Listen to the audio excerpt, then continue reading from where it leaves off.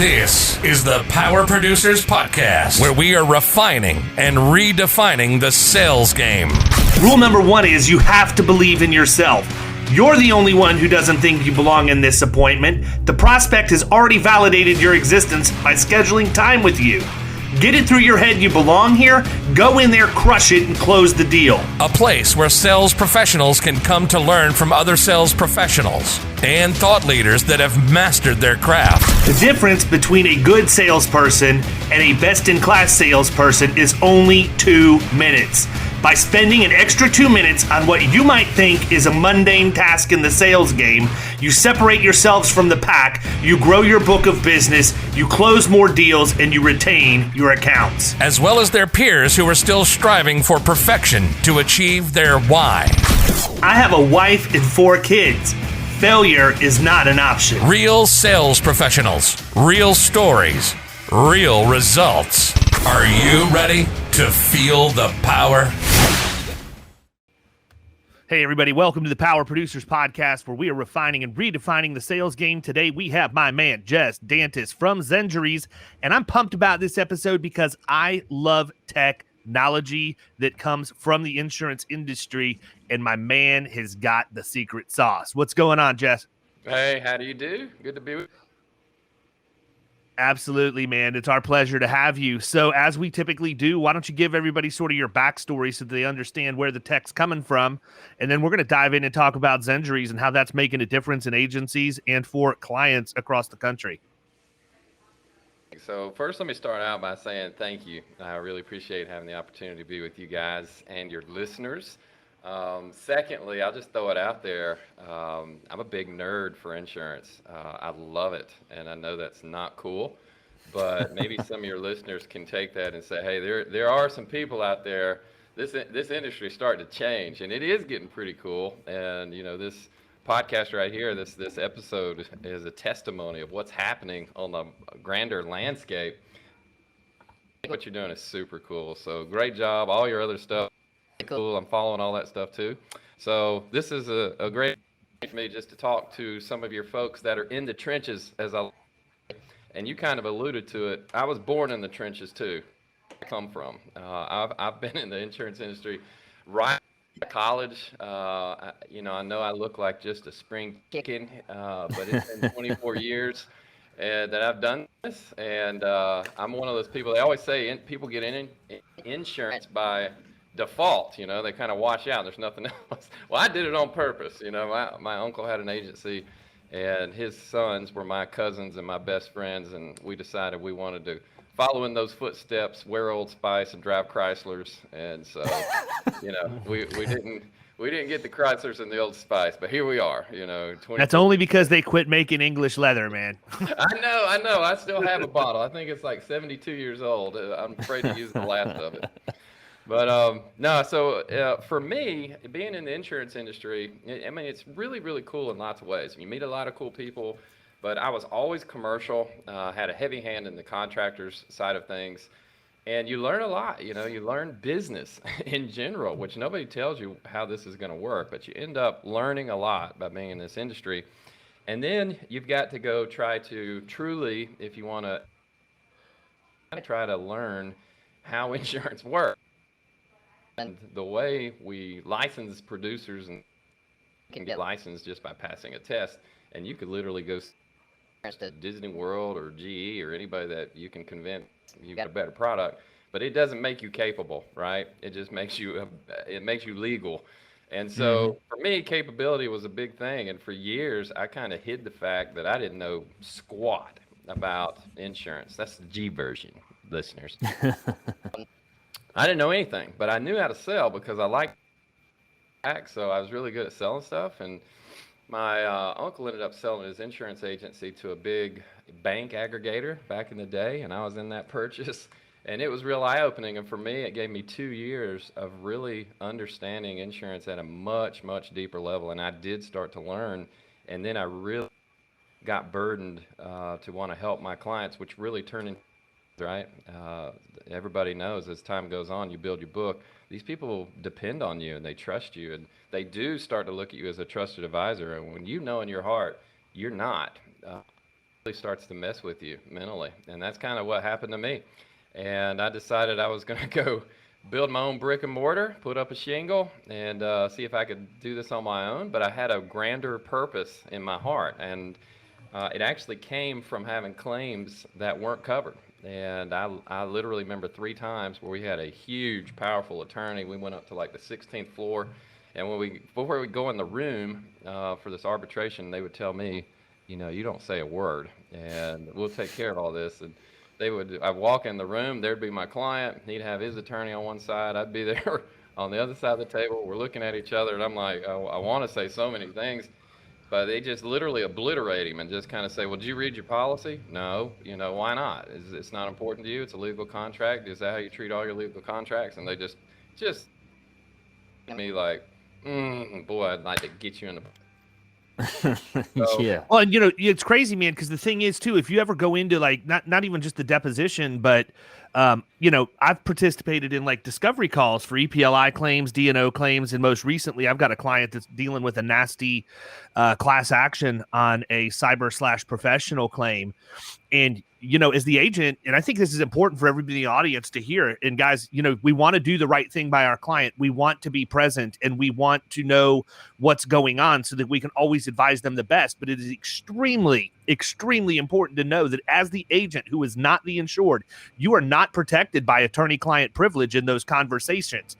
Anything at all that you say can be used completely against you, and you will have to go get your own representation to defend yourself because you ain't getting any from the policy. You're not protected there. So continue on, but I wanted to bring that up because, I've gotten to the point now at this stage in my career where when I get on those calls, I clearly say, hey, look, I'm here to listen only. Please do not ask me any questions. I'm well aware of my rights and lack thereof under attorney-client privilege, and I'm simply here to gain information so that I can advise my client privately if needed.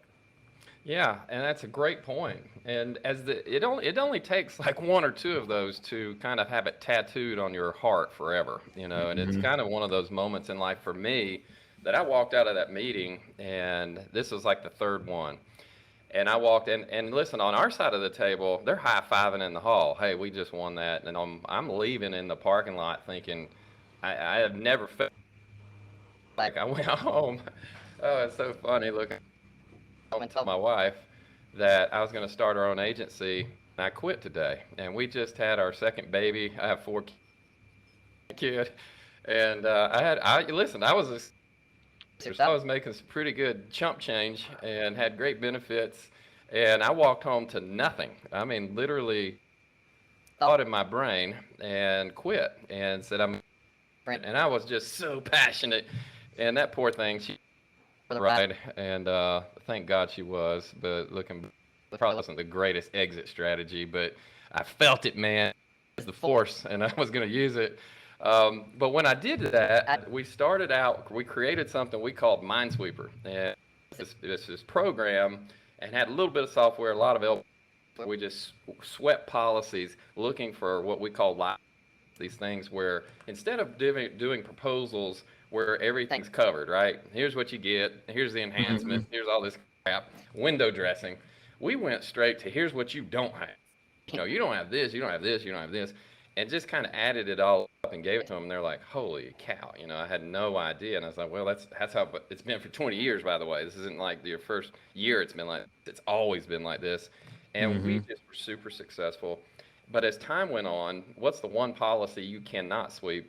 It's a work comp policy. It's only 6 pages, man. There's nothing there to sweep. I mean, there's nothing you can do to it. It just is what it is, right? And it's kind of like it's also. I mean, listen, you can see everything you need to know about what's missing from a comp policy on the deck page or the ratings breakdown. I mean, literally, it's only missing credits or the mod's wrong, or payrolls and class codes and all of that. Yeah. I mean, it's one sheet.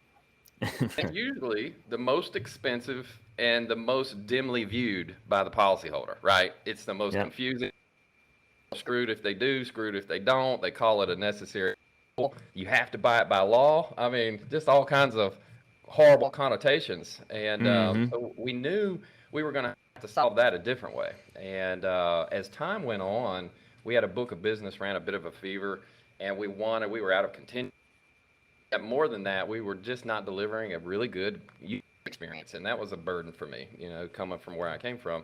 And so we knew that I sat on a lot of agency councils, probably like you guys, and you sit there and you go around the room and you hear all these agents say the same redundant crap, the kissing fannies, shaking hands, and I was sitting there one day just, grumpy boy, just sitting at... It's the quick smile and the firm handshake, man. That is the badge of honor in the agency world.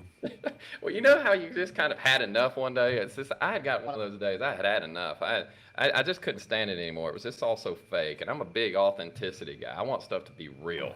And as we were coming back on a flight, I took out a notebook, like just literally like this one right here.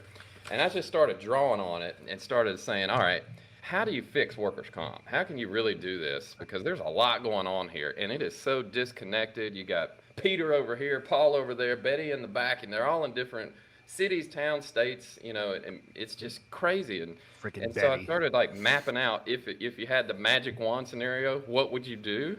And so I drew all this stuff and thought, if we could just connect the dots, you're going to have a lot more efficiencies. You could erase the fat, the fluff, and the waste that's just in every work comp claim.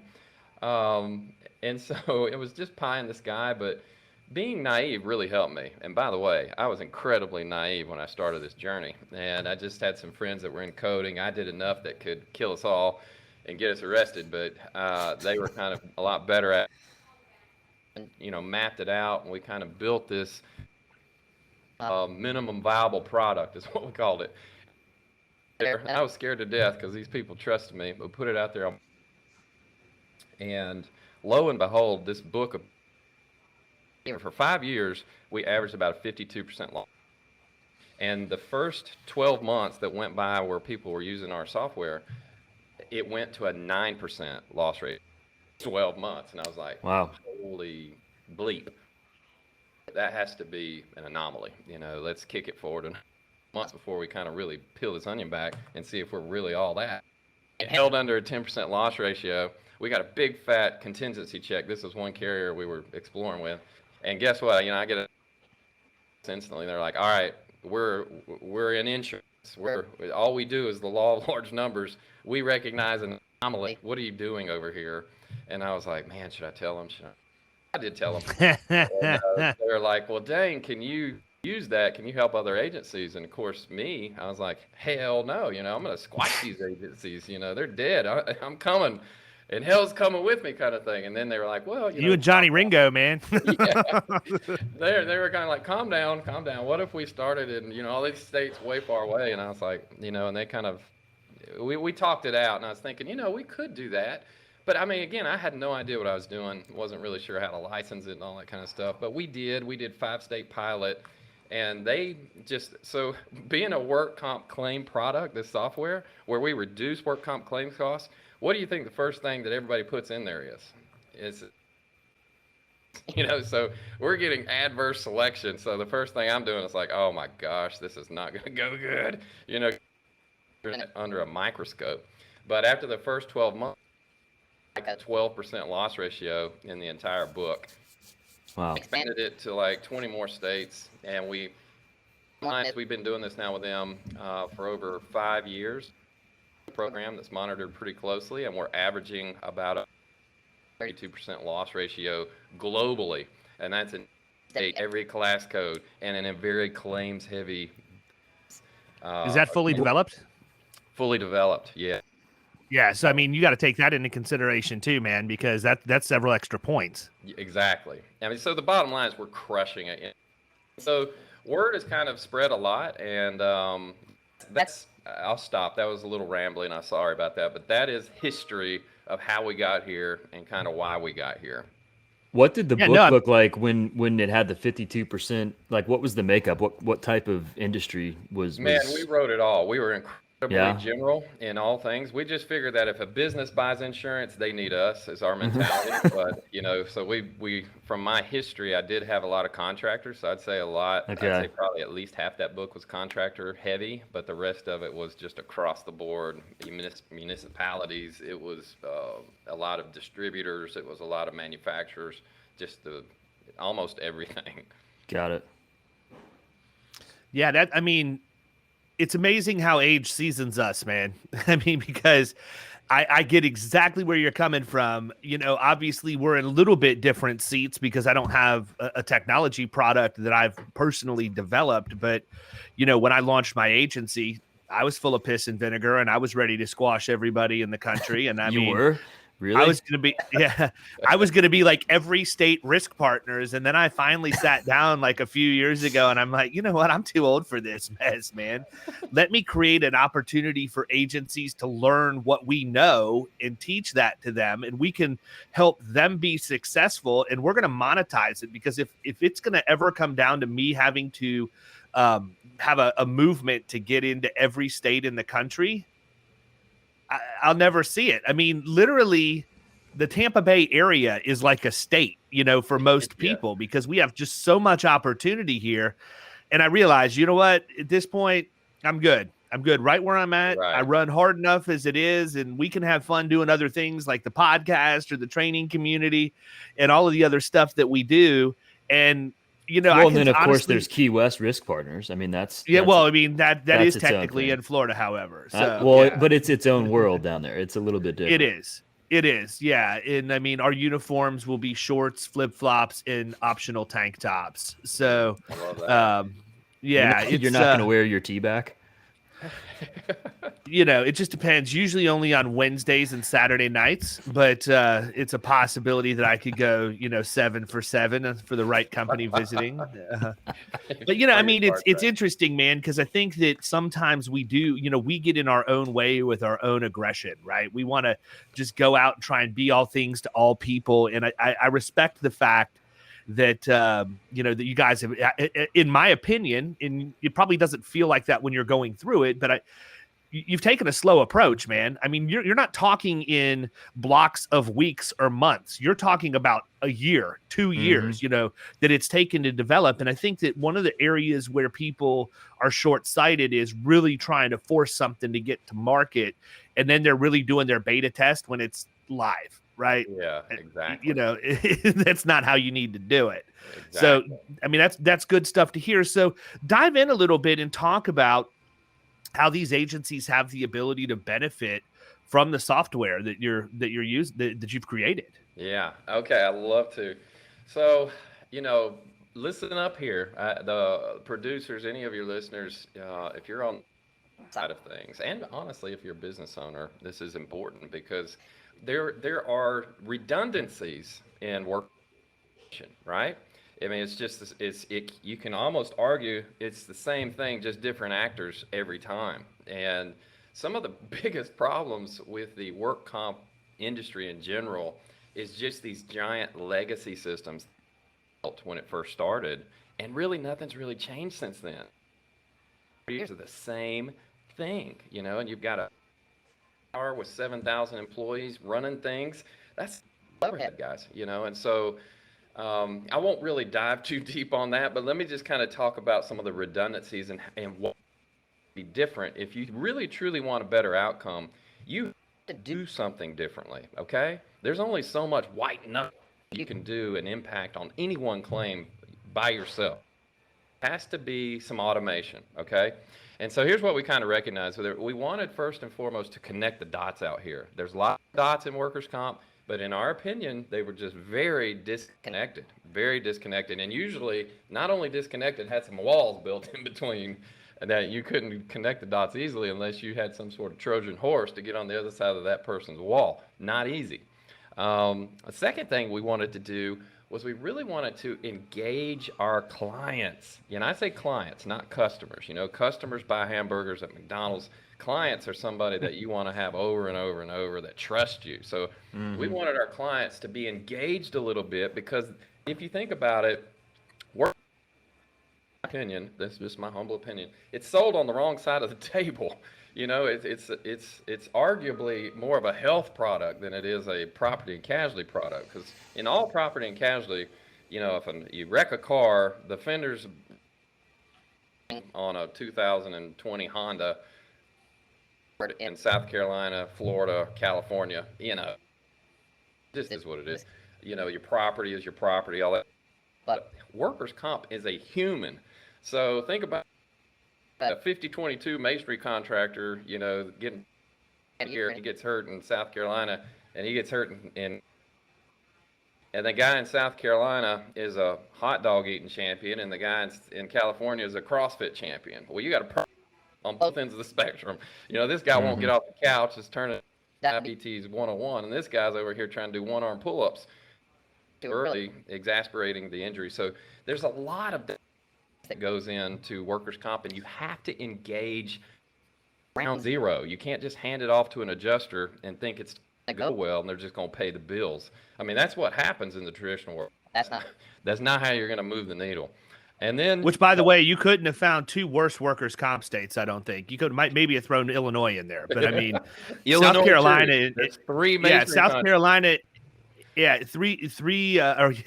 South Carolina and California, in my experience, are both brutal. And I mean, I actually dealt with a claim Kyle and I both did on an account where we had a business that was domiciled in Florida that had brought people in from California that were injured in South Carolina. That's awesome. And I mean, talk about all of the issues with determining which state benefits follow and, which laws are going to apply and all of that other stuff, man. I mean, so I'm just saying that I get it, dude. I get exactly where you're coming from because, truthfully, I'm not Kevin Ring, right? We talked to Kevin Ring yesterday on the podcast.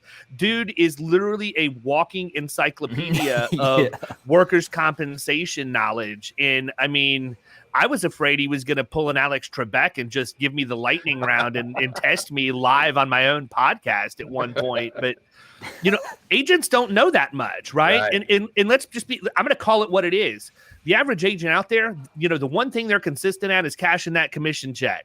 Right. But when you talk about getting better or learning and going to continuing ed and becoming an expert on anything, they don't want to do it. So the fact that you can give them a software product that gives them the ability to not have to know something, I don't know what else you could monetize that would be any sweeter than that in the insurance industry, truthfully, unless it was just, hey, let me close the deal for you and just pay you for doing nothing. I mean, that's the closest thing to it. Such a great point, which is kind of what is an unknown, really awesome on this tree that we've built, because I didn't see that coming, but it's so true. And honestly, the time aspect, time has shown us so many things.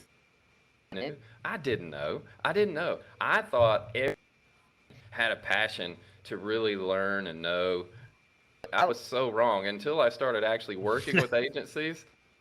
No idea that us producers, were so hard. No, we're not really horrible. Hey, you know what they know? They know where happy hour is and what time it starts and what the special is. I can promise you that. This guy.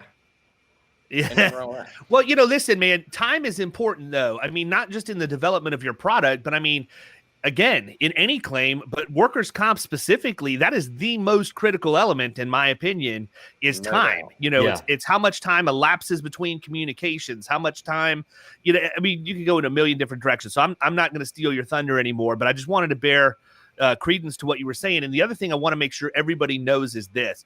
There is absolutely no way you are going to be able to comprehend what Jess's software does by listening to him on a podcast. Okay. So I'm going to encourage you to reach out to him. And at the end and in the show notes, we're going to give you the way that you can call or set up a time to get a demo with him, because that's the only way you're really going to understand it.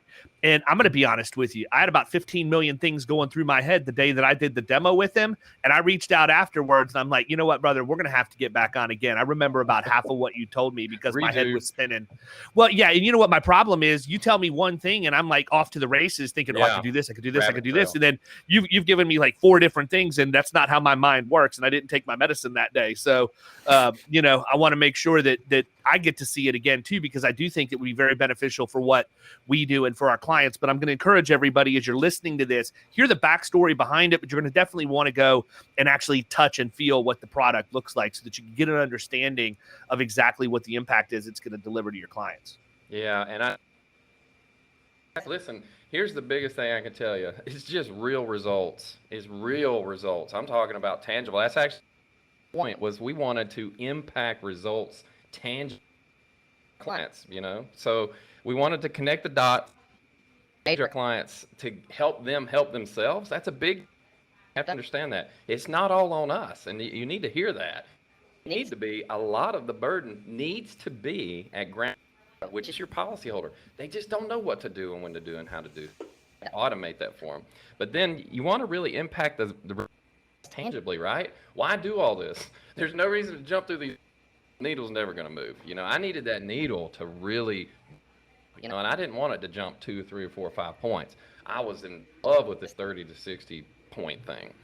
And then just unimaginable user experiences, because the workers' comp system is it's one of the easiest ways to win business, period, right? Is go through the work comp pain hole, because it's always a pain. It's always the elephant in the room. Most businesses are not going to tell you, hey, I don't know anything about workers' comp and it makes me feel stupid. They're going to act like they do, but they're going to be just Debbie Downers about the entire thing, and then they're eventually going to just, I guess, go with price, who's cheapest, because they think it's all the same, right? The same crappy user experience. I might as well just buy the cheapest crappy user experience. And we were like, screw that. That is not how it's supposed to work. We have ceded the territory to all these attorneys out here, and honestly, quite frankly, I was fed up with that. I was fed up with being the used car salesman, except it was just insurance. I was like, screw that. Because all best product in the insurance world to it. There's no co-pays, there's no deductibles, wages. It's an incredible insurance product. It's just we've ceded the ground to. Have you been hurt at work? Oh my gosh, basically implying you're going to get screwed unless you call me. And that's when you saw an insurance company or an agency say, true. Work comp is awesome. That attorney's a leech. He's some of your benefits. All he has to do is get hired, and he gets paid. I see so many commercials. But you know what the thing is? One phone call stops that from happening, and that's where the ball is dropped, and that's incumbent on the agents not communicating to the policyholder. And I suspect we're going to get into this when we talk about some of the automation stuff that you guys do, but I'm of the opinion that every workers' comp claim is determined in the first 24 hours from the time of injury, right? And so if you don't call your employee, if somebody in leadership or the owner of the company doesn't reach out and have a heartfelt phone call to say, hey, look, I'm really sorry this happened to you. I just want to let you know I'm going to do everything in my power to make sure that we get you back so you can recover at work as quickly as you possibly can, because we need you. We value you. And this is why I have workers' comp insurance, but I wouldn't want this to happen to anybody. And I just wanted to let you know I care and I'm here for you. Period. Yeah. If they hear that message, they ain't going to be sitting on the couch watching Oprah waiting for Morgan and Morgan to pop on. But they're not going to just do that on their own, though. That's something that, going back to our conversation with Kevin the other day, I think is important that we do as producers and as their agent on the front end, and set the table and, with the expectations of what needs to happen when there is a claim. I think so many times we don't do an effective job of that, and that's where it starts. No, that's because we're product whores. We're whoring ourselves out to sell an insurance product, and we don't care. Once that commission check hits, we're good for 6 months. We'll pop in, see how they're doing, make sure the preliminary mod's going to be in line with the plus or minus 30 points that I'm able to project just by eyeballing it, because I don't waste my time to audit it for my clients. And then we'll come back and we'll handle this at renewal again next year. And, oh, by the way, my client's not really feeling any financial pain in real time, because the money that's leaking from the financial statements, oh, you mean that happens? There's indirect costs associated with claims? I'm sorry, I didn't know that, so I'm not even going to talk about it or try and articulate it to them. And by the way, it's guaranteed cost in most cases, so the insurance company's the one who's paying for it. It's not coming out of the client's pocket. They're not going to feel it. And then boom, 18 months later, preliminary mod comes out, bada boom, bada bing, it is going to hit them in the wallet, and that's when we swoop in. This is one of the best conversations. I usually don't get to have these kind of conversations much. Listen, if we're saying this, guys, I'm in South Carolina, these guys are in Florida, everybody somewhere listening to this, it's just the same thing over and over, so can fix it. And that's what you need to understand. We're going to solutions here in a minute, but what we just said was so pregnant with all kinds of great things. I just kind of want to point out 2 things. One, you're exactly right. I love that analogy. That's amazing. Yeah, by the way, can I just say I am now going to use pregnant with information multiple times in sales presentations. It's just ready to burst. I'm just going to go ahead and tell you, Jess, that the title of this episode is going to be "Pregnant with Information," featuring you Jess guys don't Dantice. talk like that in Florida. I'm going to now. South Carolina thing. You may even have a belly as if you're in the 9th month of your gestational period in your artwork. It's ready. Listen, we're going to the hospital. It's time to go. Oh, man. At the end of the day, you said something that I just kind of want to point out. Listen to every commercial you hear about this, you can hear one almost every single second you're on TV. Who do they talk to? Who's the attorney talking? The business owner. They don't talk to the agent. They don't talk to straight to the most vulnerable and the most. They go straight to the injured employee and their household. Have you been hurt at work? Yeah. It's kind of like if nobody has talked. Isn't that crazy? Think about this. There's no instruction what's about to happen, so they're just sitting there. Imagine you go home, you have a busted, you're sitting at home, it's only 2:00 in the afternoon, you usually work till 6, and your wife is like, well, what now? We don't have the money for this. Yeah, we don't have the money to file this under our health insurance. I mean, again, I'm going to go back to Encyclopedia Kevin Ring on this. And that's one of the things we talked about yesterday was he gave the percentage. And unfortunately, my short-term memory may have been damaged my freshman year of college. 67%, according to you, right? I always default to 67. So, but it was an abnormally high. It was 90. He said above 90.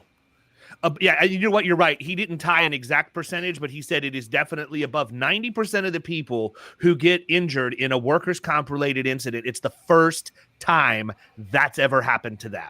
Yeah, and right. They don't know what to do. Right. In from a marketing perspective, because I am as much of a nerd and student of marketing as I am the insurance piece of things.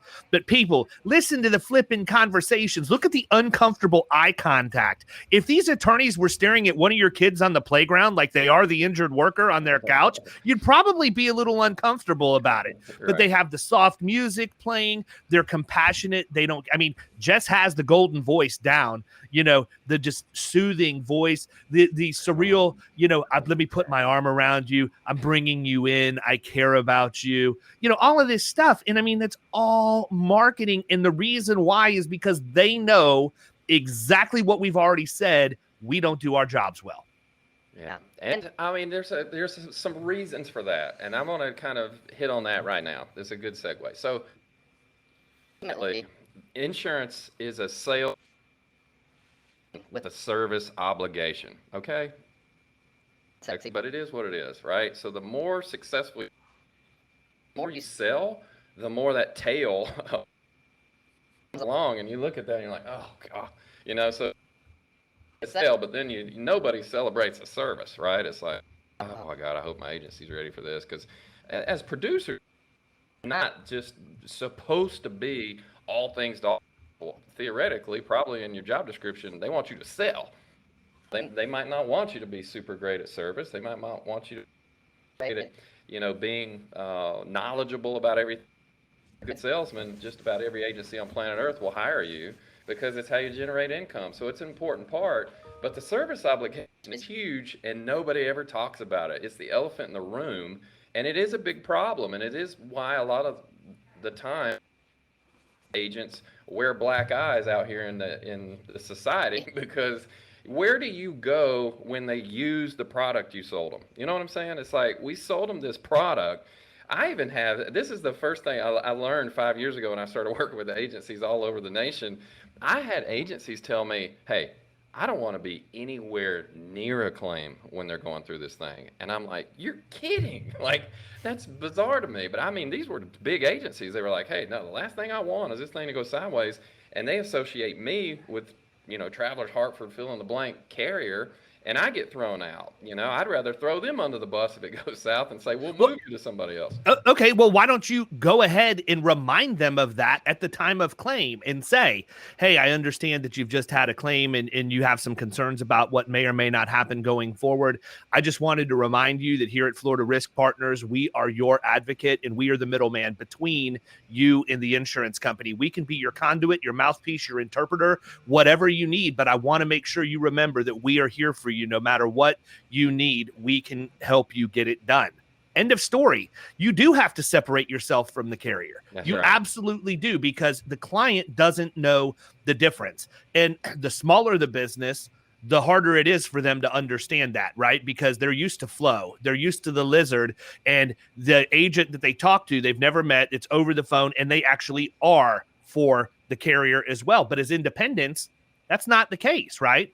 We're not the insurance company. We are independent, and we have an obligation to both our clients and our carriers. It's going to depend in your state how it says, the wording in the insurance company contract that you signed to get appointed and all of that, where your responsibility lies.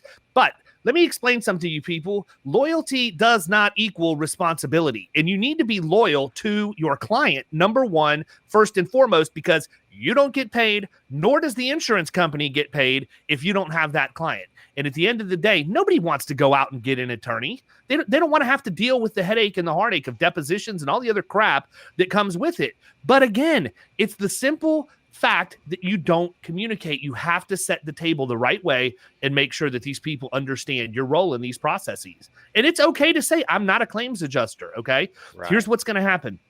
Within the next 24 hours, you will hear from the claims adjuster from the insurance company. And just so that you know, I've set a reminder for myself for 48 hours from right now to follow up with you to make sure that you've heard from that claims adjuster. And I want to make sure that you understand they're going to have questions. So here's some information that you're probably going to need to have. Just set the flipping table. It's a 5-minute phone call that we're too busy to make. I love it. And, kind of just on the service obligation, what happens is you run, arguably, you can run out of bandwidth, because there's only so many hours in the day. So as an agency, for the C execs in an agency, they know if they're going to continue ceiling, they have to hire more people, right, to handle the service obligation, keep growing, because otherwise you're going to start losing your clients because you're not on what you promised. And so we recognize one of the biggest problems with workers' comp is bandwidth. Just there's only so many hours in the day. And you just brought up a point. I won't call it pregnant, but it was a great point in the end of the day. If you're really going to do this, right? It takes time, energy, and effort. And that's something that, agents and a lot of producers, a lot of agencies, they have great, but it's kind of like the old Mike Tyson, when they get plans, they get punched in the face. And you can have a great plan set out, but when the action starts, it completely falls apart in a lot of ways. So you can really white knuckle and say, all right, guys, that's it. I swear to God, I'm going to be so good at this on this next claim. And you can maybe do that on your top 5, 10 clients, sustainably. But after that, you can't. There's just not enough time. And so we recognize one of the biggest weaknesses on our part was we were just over-promising and under-delivering because of bandwidth. We had the great intentions, we had great people, but we didn't have the time, and we needed automation to do that. So when you said, hey, you set that reminder, you follow up, yes, of course you do, but then you have to take the time to create the reminder. You have to take the time to come back and communicate that to your team of what happened, what they said, and then you have to, that's a lot, right? And that's just one communication. So what we did at Zenjuries was we just kind of dissected all of it. I mean, all of it. So we looked at it from a macro level, and then we came in and worked on it on the micro level. And so we kind of set the table. Y'all's ready. Walked through it and said, okay, we need to reverse engineer every single role, because you guys have been doing this a lot. You know what people need to do, who they should do it with, how long they should do it. It's just there's no framework, and most of the time, too, your clients don't know that. Not only the first claim for the employees, a lot of times the first claim for the insured business, a long time since they've had a claim, right? We're all trying to get them to the lowest controllable mod, and the way to do that is to be super safe. The way to be is to prevent injuries, all that kind of stuff. And so let's just say years since they've had a claim. You think they're going to remember how to do best practices in their role? Of course not. So. Right. And here's the other thing. You guys already alluded to this, and this again. I like that because it just proves these are global problems. These are global work comp problems. But people don't know what to do, when to do, how to do, who to do it, how long they should do it. But they should, and people don't want to learn what they don't want to know. They don't care. Ultimately, they say they do, but ultimately, what they want is an easy button. They're like, "Where's the flipping technology so I don't have to do all this? I'm sick of your webinars. I'm sick of your lunch and learns. Just give me some button to push, and all my problems go away." And so that was our thought process. If we could do that, maybe we could get users to use that. And so we reverse engineered all these different roles with what we considered those roles to be best practices, kind of like you were talking about, David. After 48 hours, this needs to happen, and that person needs to do it, and then it needs to skip over to this person. So we literally started building framework with all these algorithms that were just telling everybody in those roles what to do, when to do, how to do, who to do it with, how long they should be doing it. And so they don't have to learn a thing. All they have to do is respond to the prompts, respond to the automation. And if you're in a role, you have to. Ultimately, you can ignore it, but it's going to embarrass you in front of your team and embarrass you in front of your teammates. And it's going to get that action. It'll actually start pinging other people saying, "Hey, is Kyle still alive?" Which is actually funny, but ultimately we have run into things where that user was gone, that for one reason or another. And we, especially some of these TPAs out here, we had one claim that ran through 12 adjusters, people, 12 different would quit, they'd get recruited somewhere else, they'd reason this one file, one case. So imagine that if you're the injured employee, if you're the employer, and ultimately you don't know. Call you every time they change adjusters. You have no idea why they stopped. All you know is that your client's pissed. It's not are inflated, and you're trying to undo this knots that is this work comp claim when it never needed to be that way. And that's what our automation makes sure. Like, you can take somebody that knows nothing about workers' comp and get them to play like an absolute veteran, seasoned pro. And if they're in one of these roles, and you can also a seasoned pro, and you can get them to have bandwidth times a lot. It just helps the bandwidth they've never had before, because what our automation is it takes all those high volume, low value tasks like setting reminders, following up. That's high volume type of stuff that really honestly doesn't have that big of a value, but when you accumulate all that over the life of a claim, it does have a big value, right? So we automated all of that. So people don't have to learn it. They don't have to know it. All they have to do is be in a role and press some buttons. It's an app on their phone. It's an app on the computer. It's all intertwined, and it's just been working really, really well. Nice. It's kind of a two-parter. What's been the biggest lesson that you've learned through this experience of developing this product? And then give us like a win that you've had without, you don't have to give specifics on who or where or whatever, but I'm curious as to those two things. Sure. Yeah. So I guess one of the biggest eye-opening things for part of our software automates all claims. It's just work comp on record. One of the things that our clients asked us to build, tracker, where we just simply can just track appointments of these, or we gave them the capabilities. So what we found out was over 50% of kept by the injured employee. It was just like they. And you talk about everything coming to it really inflates cost and things like that. And so when we ability to track these appointments, we're instantly able to get them back on track quickly, which is a big deal. The ones that actually do go, we instantly get the notes. Is there any impairment rating? Is there any restrictions? Can we go back to light duty? Can we go to full duty?